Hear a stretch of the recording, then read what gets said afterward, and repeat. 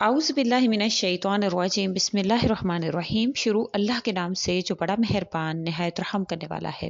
लाखों करोड़ों दरूदो सलाम हो कमली वाले आका मोहम्मद मुस्तफ़ा सल्लल्लाहु अलैहि वसल्लम पर जो खातमुन नबीयीन है, जो खातमुल मुरसलीन है कि जिनके बाद ना कोई नबी है ना कोई रसूल है। लाखों करोड़ों दरूदो सलाम हो आले बैत पर। अस्सलामु अलैकुम। मेरा नाम है मोमिना मेहरबान और आप देख रहे हैं मेरा यूट्यूब चैनल पीरे कामिल।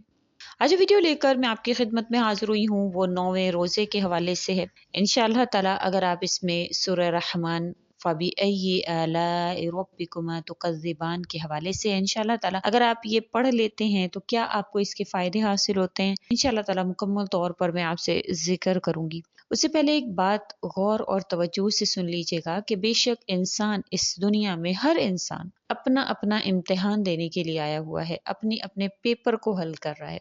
तो ना तो आप किसी के ज़ाहिरी हालत को देखकर उसको जज कर सकते हैं, ना ही आप ये कह सकते हैं कि फलां नेकूकार है या फलां बदकार है। तो किसी को भी जज करना या किसी को भी उसके ज़ाहिरी हालत को देखते हुए रिमार्क्स देना, तो ये किसी भी किस्म का इंसाफ नहीं है। अल्लाह ताला ने हमें यहाँ जज करने नहीं भेजा, हम तो खुद यहाँ पर इम्तिहान गाह में बैठे हुए हैं।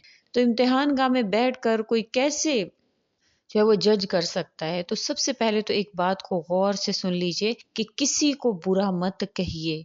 अल्लाह ताला जानते हैं कौन नेक है कौन बुरा है। किसी के हवाले से आप अपने राय रखने का हक नहीं है। आप अपनी तरफ से अपनी कोशिश कीजिए। रिवायत है बनी इसराइल में 2 आदमी थे, एक बहुत बड़ा आबिद था और दूसरा बहुत फासिक और फाजिर था। आबिद फौत हुआ तो मूसा अलैहिस्सलाम को बज़रिया वही बताया गया कि वो दोज़ख में है। जब फासिक फौत हुआ तो बताया गया कि वो जन्नती है। हज़रत मूसा अलैहिस्सलाम ने आबिद की बीवी से दरियाफ्त फरमाया कि इसके अमल क्या थे। वो कहने लगे, आप जानते हैं कि वो इबादत में लोगों से बहुत आगे था। फरमाया, और कोई खास अमल?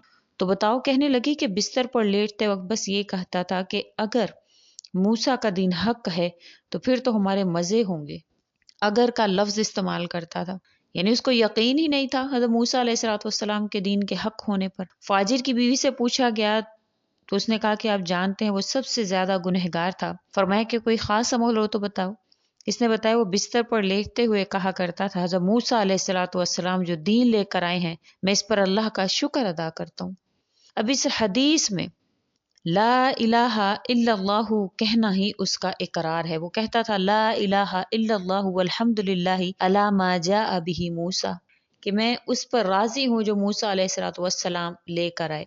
और इसमें कलिमा ला इलाहा इल्लल्लाहु पढ़ता था। लेकिन ला इलाहा इल्लल्लाहु को सिर्फ जबान से अदा कर देना काफी नहीं है, आपके अमल में भी नजर आना चाहिए। हम बस जुबान से कहते हैं ला इलाहा इल्लल्लाहु ला इलाहा इल्लल्लाहु, इसका मतलब है कि नहीं है कोई माबूद सिवाय अल्लाह के। तो माबूद तो सिवाय अल्लाह के कोई नहीं है, लेकिन हमने मुश्किल कुशा और किसी को बनाया हुआ है, गरीब नवाज और किसी को बनाया हुआ है, गंज बख्श और किसी को बनाया हुआ है, दाता और किसी को बनाया हुआ है। तो ये कैसा ला इलाहा इल्लल्लाहु है कि आप दूसरों के दर से मांगते हैं? ये तो ला इलाहा इल्लल्लाहु के साथ इंसाफ नहीं है। अगर आप वाक़तन ला इलाहा इल्लल्लाहु के दाई हैं, आप ला इलाहा इल्लल्लाहु के पढ़ने वाले हैं, आप ला इलाहा इल्लल्लाहु पर अमल करने वाले हैं, आप सिर्फ ज़बान से नहीं कहते ला इलाहा इल्लल्लाहु, आपके अमल में भी वो है, तो फिर आपको अल्लाह करीम को ही दाता मानना होगा, अल्लाह करीम को ही मुश्किल कुशा मानना होगा, अल्लाह करीम को ही गरीब नवाज मानना होगा, अल्लाह करीम को ही गंज बख्श मानना होगा, अल्लाह करीम को ही गौसे आजम दस्तगीर कहना होगा। दाता कौन है?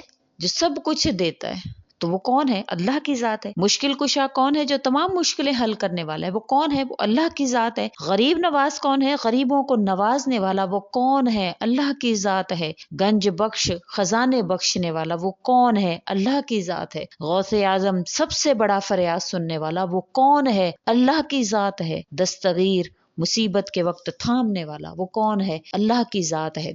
अगर आप इन तमाम मामलात में अल्लाह को ही माबूद बरहक समझते हैं तो फिर आपको ला इलाहा इल्लल्लाहु का मतलब समझ में आ गया।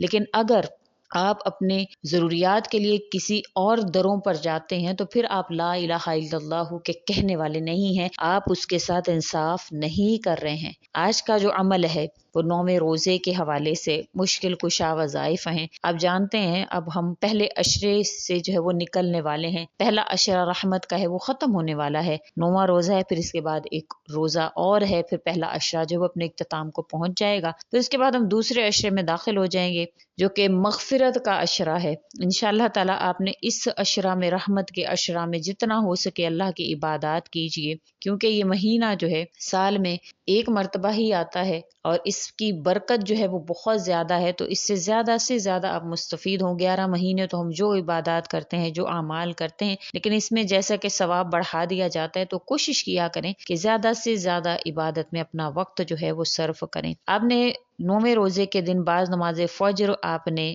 11 مرتبہ یہ دعا پڑھنی ہے، اللہم انی اسألک بانی اشہد انک انت اللہ الاحد، یہ آپ نے دعا پڑھنی ہے 11 مرتبہ۔ پھر بعد نماز ظہر آپ نے 1 مرتبہ سورہ رحمان پڑھنی ہے، اور سورہ رحمان کے پڑھنے کا طریقہ کار جو ہے وہ یہ ہے کہ آپ جب اس کی آیت فَبِأَيِّ آلَاءِ رَبِّكُمَا تُكَذِّبَانِ پر پہنچیں تو آپ اپنی ہر اس نعمت کو یاد کریں جو اللہ کریم نے آپ کو بخشی ہے، آپ اپنی ہر اس عنایت کو یاد کریں جو اللہ کریم نے آپ پر کی ہوئی ہے، آپ کی جو محرومیاں ہیں ان کو آپ سائڈ پر رکھ دیں، آپ ان عنایات کو یاد کریں جو اللہ کریم نے آپ پر کی ہوئی ہیں، تو انشاءاللہ تعالیٰ پھر آپ کے دل سے جو ہے وہ ناشکری ختم ہوگی، پھر اللہ کریم آپ کو وہ دیں گے جس کے آپ اللہ تعالیٰ سے طالب ہیں۔ بعد نماز عصر آپ نے 21 مرتبہ یا اللہ یا رحمان یا ذوالجلال والاکرام یہ آپ نے پڑھنا ہے۔ بعد نماز مغرب آپ نے 11 مرتبہ تجعل لنا فی امورنا فرجا ومخرجا حتی لا نرجو غیرک یا ارحم الراحمین، یہ آپ نے 11 مرتبہ پڑھنا ہے۔ اب رات کو آپ نے عشاء کی نماز کے بعد جب آپ نماز تراویح ادا کر لیں تو اس کے بعد آپ نے ان کلمات کو پڑھنا ہے، اللہم انی اسألک یا مونس کل وحید یا قریبا غیر بعید یا ربی یا رحمن یا رحیم یا حی یا قیوم برحمتک استغیث، اس کو آپ نے پڑھنا ہے۔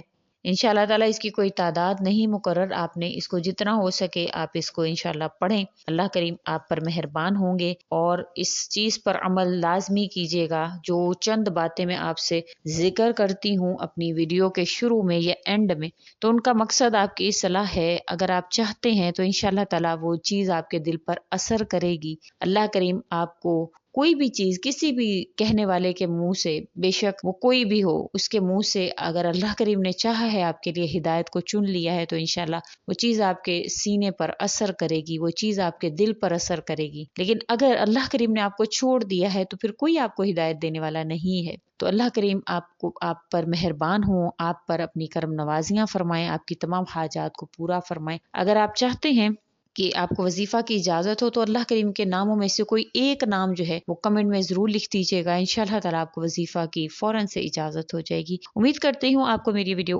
اچھی لگی ہوگی، اگر اچھی لگی ہے تو لائک کریں، شیئر کریں اور میرے چینل کو سبسکرائب بھی ضرور کر دیں۔ اسی کے ساتھ اجازت چاہوں گی، وآخر الدعوانا ان الحمد للہ رب العالمین۔ اللہ حافظ۔